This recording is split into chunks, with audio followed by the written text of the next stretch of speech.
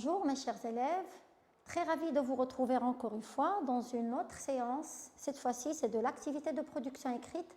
Alors comme vous le savez, la production écrite, c'est l'acheminement de toute la semaine.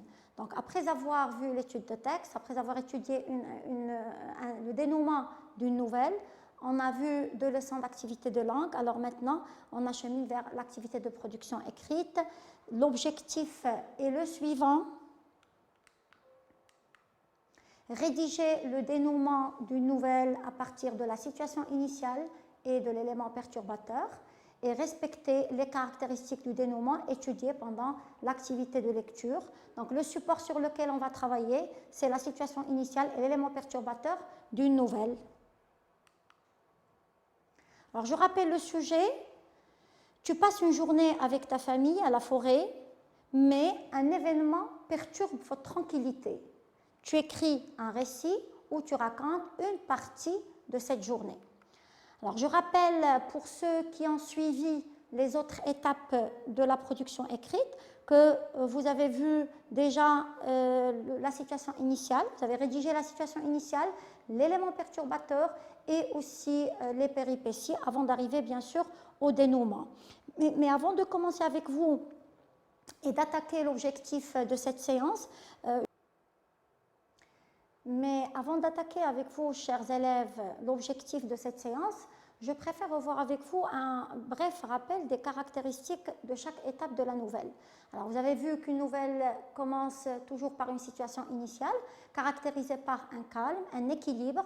Dans cette situation initiale, qu'est-ce qu'on présente? On présente le lieu, le temps, les personnages, avec une petite description des personnages principaux de la nouvelle et des faits habituels qui caractérisent la situation initiale. Après la situation initiale vient l'événement perturbateur. Pourquoi il est appelé perturbateur? Parce qu'il va perturber le calme de la situation initiale. Il commence toujours par un indicateur de temps qui montre que l'événement est survenu de manière brusque, soudaine. Pourquoi? Pour perturber ce calme justement et déclencher les péripéties qui viendront après. Donc les péripéties, ce sont les actions entreprises par les personnages en vue d'arriver au dénouement. Le dénouement qui est l'objet de notre étude maintenant, comment rédiger un dénouement. Donc rappel du dénouement, c'est la fin finalement, c'est la situation finale, c'est quand tous les problèmes seront résolus et qui va certainement amener à un retour au calme, un retour à l'équilibre. Donc revenons au sujet initial. Donc le sujet initial avec lequel on a commencé notre projet d'écriture, tu passes une journée avec ta famille à la forêt, mais un événement perturbe votre tranquillité. Tu écris un récit où tu racontes une partie de cette journée. Alors, ce sujet-là, il a donné naissance à une situation initiale et un élément perturbateur. Je vais le lire. Un dimanche matin, ma famille et moi avions décidé de passer une journée à la forêt pour profiter de l'air pur, loin de la pollution produite par les voitures. Une fois arrivés, mes parents faisaient de la lecture, tandis que mes frères et moi jouons à des jeux en plein air. Tout d'un coup, une voiture conduite par un jeune garçon percuta les pique-niqueurs présents. Donc, remarquez bien que là, on a la situation initiale, donc marquée par un calme, un équilibre. Donc, les personnages, c'est ma famille et moi. Donc, le temps, un dimanche matin. Le lieu, c'est la forêt. Le but de la sortie, donc rappelez-vous qu'on a vu l'expression du but. Donc, le but, c'est de profiter de l'air pur et de s'éloigner de la pollution produite par les voitures. Donc, les faits habituels, donc j'ai dit que la situation initiale doit préciser donc les faits habituels des personnages. Donc, que faisaient les personnages de cette nouvelle? Les parents faisaient de la lecture, donc l'activité des parents c'est la lecture, tandis que les frères et le narrateur, ils jouaient à des jeux en plein air. Donc là, je rappelle, voilà, tandis que c'est une expression d'opposition. Donc, je vous rappelle que tandis que et alors que exprime l'opposition comme on l'a vu dans la séance dernière. Alors après, vient l'élément perturbateur. Donc voilà, tout d'un coup, donc il commence par un indicateur de temps qui montre que l'événement s'est passé de manière brusque, soudaine. Il a perturbé tout ce calme qui est vécu par les personnages dans la forêt, la tranquillité des personnages. Donc, qu'est-ce qui s'est passé? L'événement, c'est une voiture conduite par un jeune garçon qui a percuté les pique-niqueurs présents et qui va perturber, chambouler le calme et l'équilibre de toute la situation initiale. Alors maintenant, la consigne. Donc, avant de passer à la production, la consigne de cette séance, c'est quoi? Comment rédiger, donc à partir de cette situation initiale, vous êtes appelés à rédiger le dénouement et la situation finale. Alors, rappelons d'abord les caractéristiques de cette situation finale précédée par le dénouement. Donc, on a dit que la première caractéristique, c'est qu'il faut penser à une chute. Alors, une chute, ça veut dire une fin inattendue. On ne doit pas réfléchir à la même idée. Donc là, on pense, donc là, on a une voiture qui a percuté des pique-niqueurs. Donc, on peut penser dans un récit ordinaire à un accident grave, peut-être la mort de certains personnages, des blessures graves pour certains autres, mais la nouvelle va perdre son originalité si on pense à cette idée, parce qu'on a dit que la chute, c'est une fin inattendue qui doit soit provoquer chez le lecteur des larmes, oui, c'est tragique, mais c'est à éviter, un éclat de rire, une surprise, donc un effet quelconque. Alors pensez donc à une idée originale, à une chute qui pourra surprendre votre lecteur afin de démarquer votre nouvelle par rapport aux autres. Une description des sentiments est aussi nécessaire, donc on doit décrire les sentiments des personnages selon donc la chute que vous aurez imaginée. Et bien sûr, il n'y a pas de dénouement sans retour au calme, retour à l'équilibre, certainement pas le même équilibre, le même calme qu'on avait dans la situation initiale, mais similaire. Ça veut dire un retour d'ailleurs au calme, la vie habituelle des personnages. Comment s'est terminée l'histoire? Bien sûr, le dénouement, on ne doit pas s'attendre à une autre fin. Si on dit que c'est la fin de l'histoire, eh ben, ça doit effectivement constituer une fin. Il n'y aura pas une autre fin à cette fin. Voilà.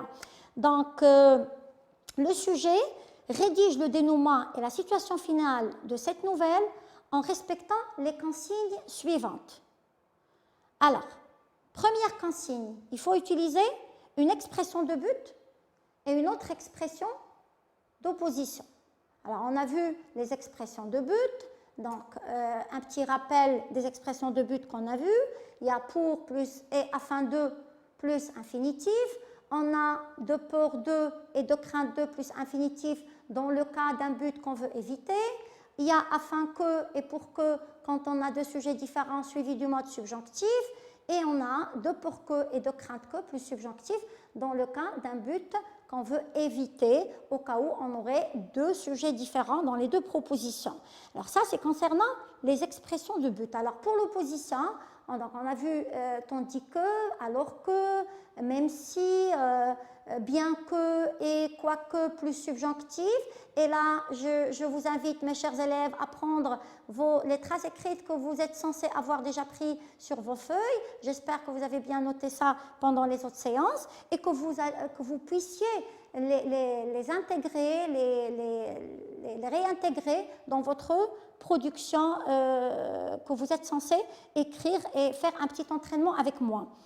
Alors, les temps du récit, bien sûr. Donc, je reviens à la situation initiale et à l'élément perturbateur. Donc, un récit, et quand on dit un récit, bien sûr, il faut respecter les temps du récit qui sont l'imparfait et le passé simple. Donc, les valeurs de l'imparfait et du passé simple, vous les avez vues dans une séance précédente. Donc, l'imparfait, on l'utilise lorsqu'on a des actions non limitées dont on ne connaît ni le début ni la fin, dans des actions habituelles et répétées et aussi pour des actions simultanées, ça veut dire qu'ils se passent en même temps. Le passé simple, par contre, on l'utilise pour des actions limitées, qui ont un début, qui ont une fin, des actions successives, donc limitées et successives, l'une se passe après l'autre. Donc généralement, dans les péripéties, tous les verbes doivent être conjugués au passé simple. Dans la situation initiale, tous les verbes doivent être conjugués à l'imparfait, parce qu'on a l'habitude, parce qu'on a des actions non limitées. Le dénouement maintenant, on va voir après les temps qu'on doit utiliser. Revenons à la situation initiale et à l'élément perturbateur. Donc, les temps des verbes, donc avions décidé, faisait de la lecture, tandis que mes frères et moi jouons à des jeux en plein air. Donc, on a ici deux actions simultanées, on a utilisé l'imparfait. Et là, dans l'événement perturbateur, certainement, on a le passé simple parce que c'est un événement qui est venu de façon soudaine, d'accord, tout d'un coup, soudain, subitement, et donc l'emploi du passé simple est obligatoire. Bien, alors ça c'est concernant la situation initiale, l'élément perturbateur. Alors maintenant, ce qu'on vous demande de faire, c'est rédiger le dénouement à partir de cette situation initiale et de cet élément perturbateur. Donc, le travail rendu par un élève est le suivant. Même si cette journée se fut bien terminée et qu'aucun des pique-niqueurs ne fut grièvement blessé, j'avais toujours la scène du matin en tête, se reproduisant sans cesse.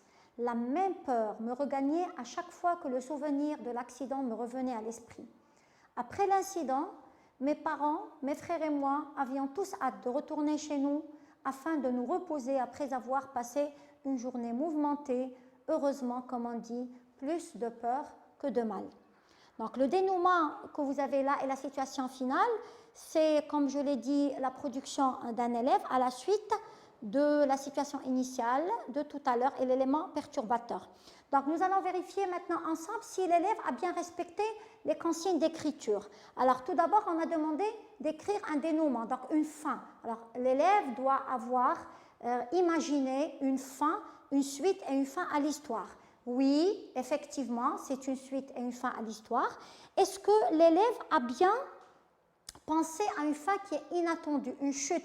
Bon, j'ai dit tout à l'heure que la chute, c'est une fin inattendue et c'est ce qui fait démarquer, c'est ce qui distingue une nouvelle et un récit d'un autre. C'est l'originalité de l'idée à laquelle l'élève a pensé qui doit provoquer chez le lecteur un éclat de rire ou bien une larme ou bien un haut de surprise. Donc tout dépend de l'idée que vous avez eue de la fin de votre nouvelle et de votre récit.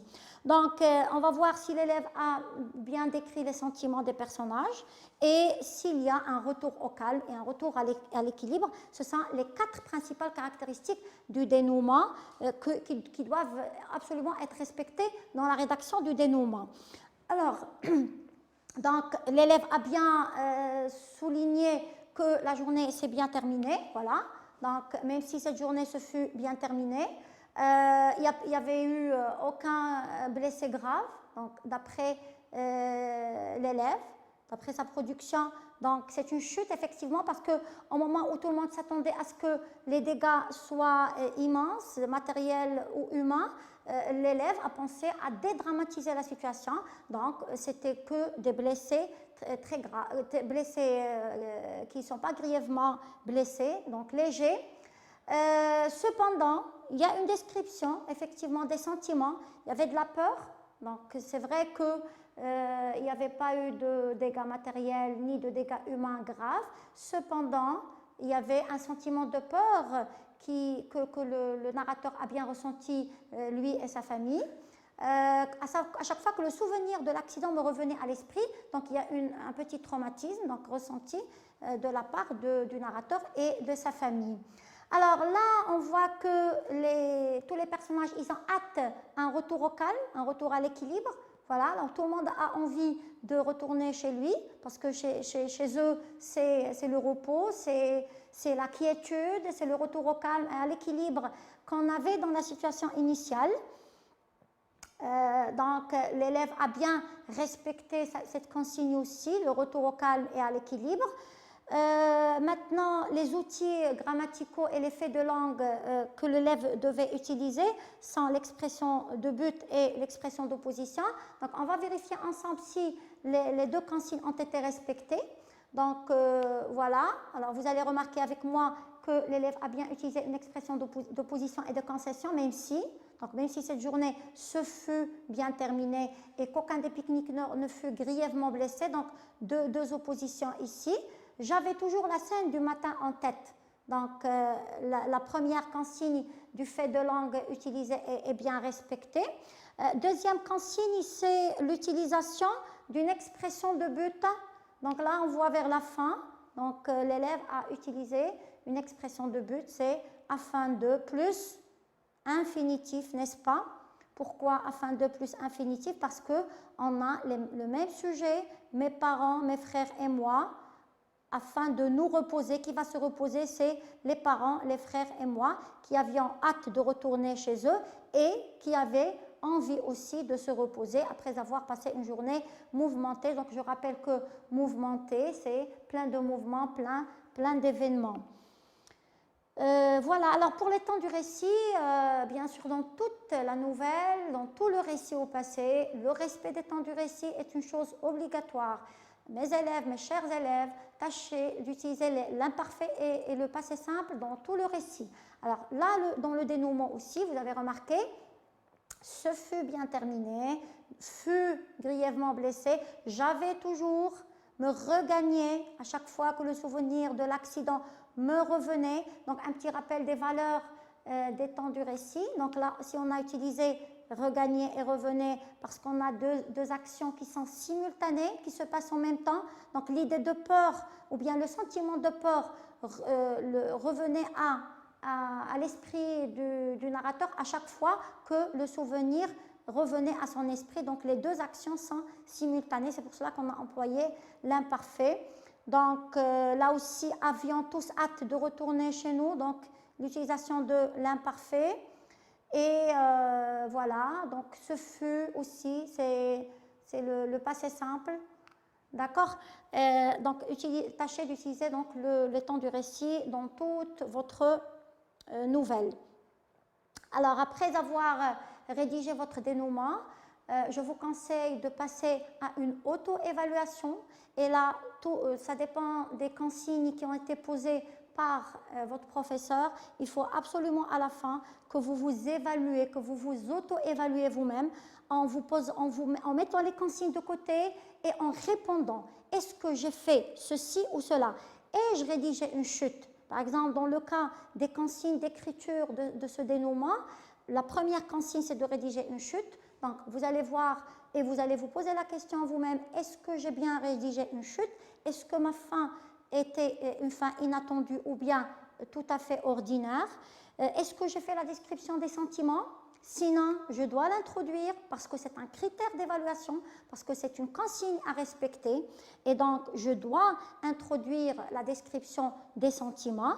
Est-ce que j'ai utilisé une expression de but et d'opposition? Sinon, je dois l'introduire dans ma rédaction.